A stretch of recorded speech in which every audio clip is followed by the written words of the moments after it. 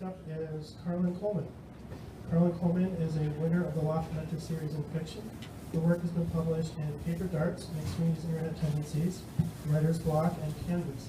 Her story Ice Roads was awarded first place in fiction and is forthcoming in Crab Orchard Review. She lives in South Minneapolis with her husband, 2 boys, and a dog named Happy. Please welcome Karlyn.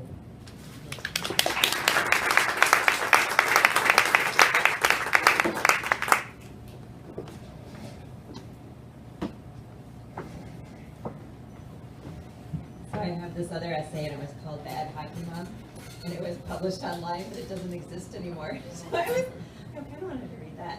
But I'll read another Minnesota story, and this is called Ice Roads. Leif kneels down on the black seat of his old Artie cat, pulls on the choke and yanks the rope. The sled's engine revs. He lets it grow louder as the gas flows through the cold veins of the machine. He circles around the bar's gravel parking lot and points the machine towards Lake Mille Lacs, out where he's been told his 16-year-old daughter might be, miles from shore, ice beneath her, storm clouds pushing down from above. High on a wooden pole, a floodlight gives off a greenish burn. He can see a girl, not his daughter, waiting for him near the shore. He slows down and lets the machine idle. "I'll show you where she's at," the girl says. The girl came into his place just as he was starting to scrub down the grill, her head covered by the hood of a faded blue sweatshirt, her voice shaking fast as she leaned over the counter, telling him that Caroline was out there in a fish house messed up from a bad batch of meth. He told her to meet him out back. He didn't like the way she looked at the tip jar, silently counting the dollar bills inside. He didn't trust this girl. She was part of a pack that sniffed out Caroline 6 months ago when he brought his daughter back from California. They could smell Caroline's recklessness, her rancor, the stench that comes from being born to shitty parents. A mother moving from one man to the next, a father who hadn't seen his daughter in 9 years, now in charge of her, trying to raise her in an apartment above a bar. The girl shivers, pulls her sleeves down over her hands. "You aren't dressed to go out there." Leif cuts the engine and looks at the black military boots on the girl's feet, the blue sweatshirt zipped up to her chin. The cold front is moving in. It is the end to the thaw, a thaw that had hovered over the north for the past week, opening up rivers and creeks, creating currents that licked at the underbelly of the frozen lake. No one had seen such a heavy thaw, not in the middle of January. A truck had gone through on the south side of the lake and an ATV just off the point. 23 miles of ice roads were shut down. "Borrow me a jacket," the girl says. Her face looks as if a child drew it, blue eyes lined with black, and when she blinks, he notices that her eyelashes aren't painted. The lashes are nearly transparent, the color of fishing line. "You come from out there?" "That's where I said I was." Leif scans the parking lot. There are no cars or trucks, no snowmobiles or ATVs, nothing parked under the shadow of the pine trees. The bar had emptied out just before midnight, just before she came in. "How'd you get here?" Leif says. The girl digs her pocket and pulls out a lighter and a pack of cigarettes. She cups her hand to protect the flame from the wind. "Someone dropped me off." The red ember glows and then fades. "Scotty out there?" He'd seen this girl with his daughter before, leaning against Scotty Sparks' car in a gas station parking lot the last time Caroline went missing. The last time he drove around looking for his daughter at 3 in the morning when she hadn't come home. Scotty Sparks was no good. He was at least 21 and still hanging around high school kids. He lived in a trailer outside of Glen Township. Leif had heard some of his customers say that it was Scotty and his brothers who were breaking into the cabins around the lake, stealing TVs and stereos, trashing the places. When he learned that Caroline was hanging out with Scotty, he told her to stay away from him, but he could tell by the way she looked at him that she wasn't going to listen. "Don't you give a shit that Callie's out there?" the girl says. Leif looks at the girl's hollowed-out cheek, her tired eyes. He wants to think his daughter is different from this girl, but he knows someone has looked at his daughter the same way he looks at this girl used up and not fully grown. In a few more years, she'll come into the bar with some guy and order a shot and a beer and listen to the cribbage game at the end of the bar. 15-2, 15-4, and there is no more.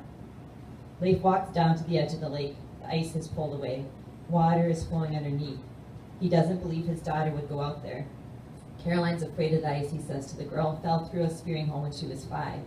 The red of her snowsuit, the white stripes on the arm. If it hadn't been for the bright color, he would have lost her in the blackness of the water." He reached down through the broken pieces of ice into the cold water and caught Caroline by the hood of her snowsuit.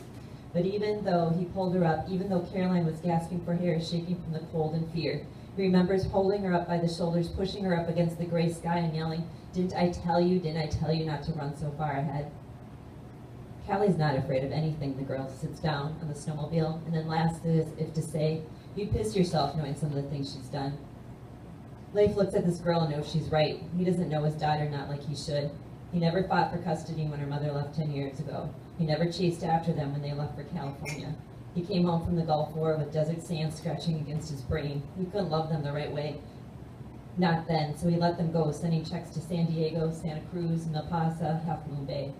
The wind rises up and rushes against them. You don't need to go with, he says. The ice ain't safe. The ice is thick enough and you won't find the place without me. Hundreds of houses were still out in the lake. The sudden thaw had taken most of the fishermen by surprise. Lake wonders if all the houses left out there won't just sink to the bottom if the warm spell keeps up. An entire fishing village beneath the surface. He walks past the girl. Where you going, the girl says. I'm getting you a coat. The half-melted snow crunches under his feet. Inside he grabs an old parka and a mismatched pair of gloves. He tries to remember what his own daughter was wearing. The only thing he knew was that she had on his old military-issue jacket. He told her he'd buy her a new jacket, but she asked if she could have that one. He pointed to the last name written in black above the right pocket.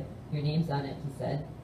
The jacket reached just above her skinny knees, and the sleeves, even rolled up, covered her hands. His daughter laughed when she reached into one of the pockets, and then another, finding sand still there, tiny grains of it that she rolled between her finger and her thumb. Outside, the girl is still waiting by the shore of the lake. He throws her the old jacket and gloves. He starts up the snowmobile again. A blue cloud of gas and oil covers them. Which way? Left of Hawkbill Point, she says.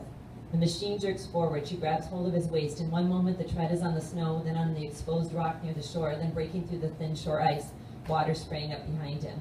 When he reaches the thicker ice, he feels the machine settle and grip the solidness beneath it, but he keeps the throttle down. There are places where the snow has turned wet and gray. Slush rises up and pulls at the machine. He pushes against it with his boots, urging the machine on until the track grabs hold.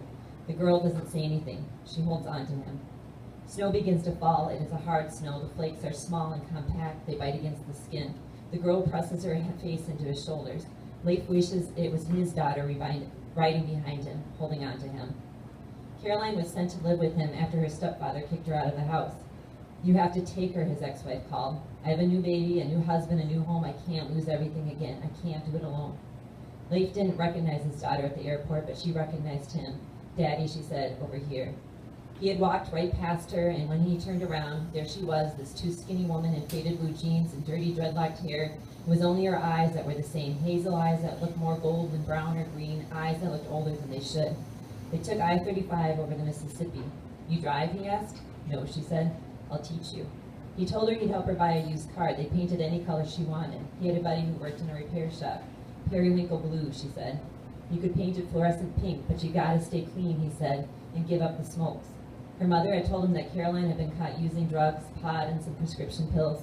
Caroline pointed to the full ashtray in his truck. And you? I'll try again, he said. Get myself a patch or something. Deal, she said, and things were good. He found her one day trying to untangle the ragged volleyball net that hung between two trees behind the bar. I used to play, she said. I was thinking of trying out for the high school team. He helped her unwrap the net and tighten up the strings. He found the volleyball out in the shed and pumped air into it. Let's see what you got, he said. She put her hands together like she was about to say a prayer and bumped the white ball up against the blue sky. It hung there like the moon, and it came down on his side, and he set it back to her. They played for a while, back and forth. You're good, Caroline said to him. He told her how he and some buddies used to string a net between two Humvees out in the desert, how they used to play when the sand wasn't whipping around. Then one day the ball got run over or lost. I don't remember what exactly happened to it, but it was gone, and we had to make a new one, so we used some duct tape and... He paused. He couldn't say the word condom, not in front of his daughter. He looked through the net at her. My daughter, my daughter, my daughter.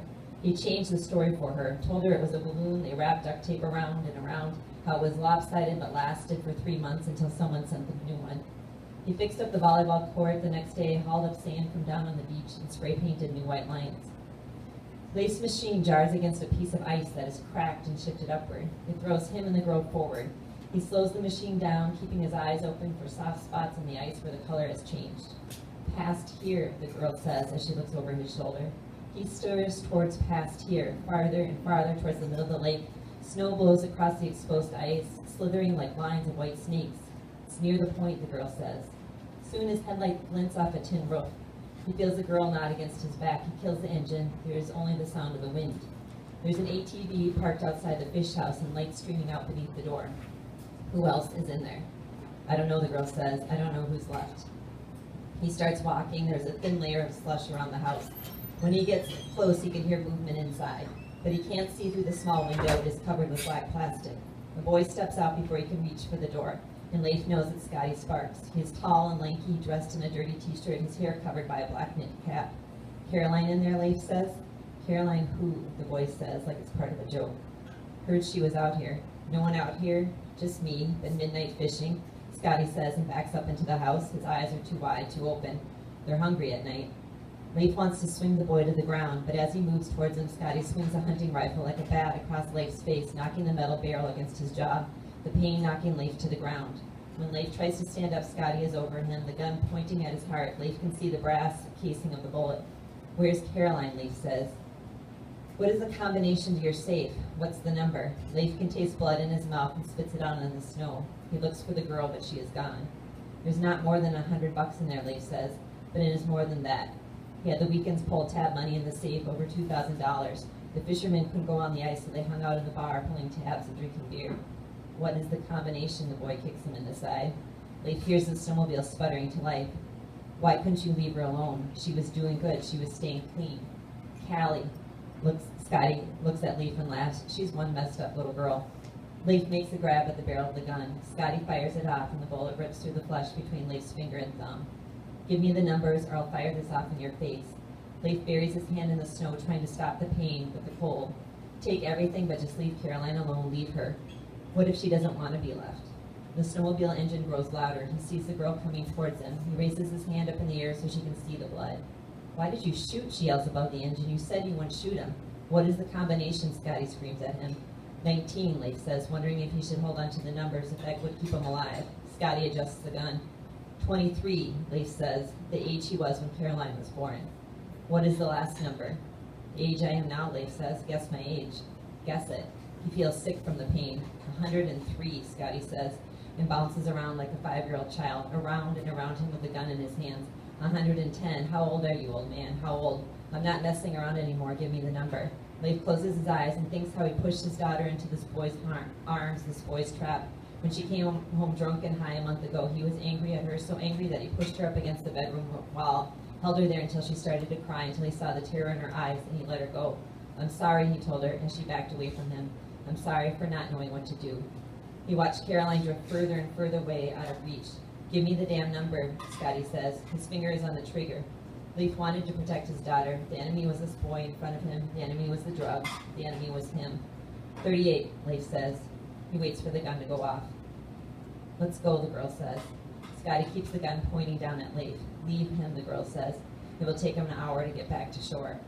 He looks at the girl. How did she know he'd chase after a lie? Scotty lowers the gun and backs away. He starts up his ATV. The sound of the machine fades across the lake. Leif stumbles inside the fish house. The sour smell of urine overwhelms him, stings his eyes, his nose. A propane tank hisses on the corner of the house. Metal pots, glass jars, and coffee filters litter the floor. Plastic bottles are stacked up against the back wall. All their labels have been peeled off. There's a cot with a sleeping bag on it, but no one is there. He grabs a dirty towel and wraps it around his hand. The blood soaks through. He wraps the sleeping bag around his shoulders. Outside, a deep moaning echoes beneath him. The ice stretches and cracks. The lake has begun to freeze again. Lights hover like stars around the shore, and he begins to walk towards them. Slush makes its way into his boots. His feet are heavy, his steps slow, his hand burns, his jaw aches. As he walks, he thinks how like the desert the frozen water seems right now, such emptiness in front and back of him, such endless space. The moon has fallen to the edge of the sky, illuminating the fish houses scattered across the lake. He tries to think about something besides the pain and cold. He thinks how at other years, when the lake was thick with ice, thousands of houses were out there, smoke swirling out of metal chimneys, cars and trucks parked out all over the lake.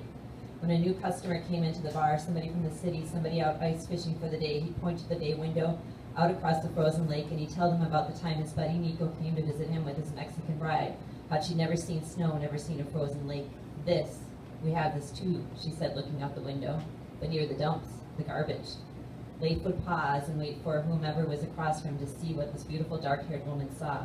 One-room shanties made out of plywood and tin, a whole town of them out in the middle of nowhere. And he'd wait for their laughter, for them to see what this woman didn't understand, that these houses were filled with half-drunk men sitting inside, gathered around holes, playing cards, dangling fishing lines into black circles of water, men getting away from their real homes, their homes on land. He quickens his pace. His hand has been shot and is burning. He can't move his finger or his thumb. As he passes Hawkville Point, he sees black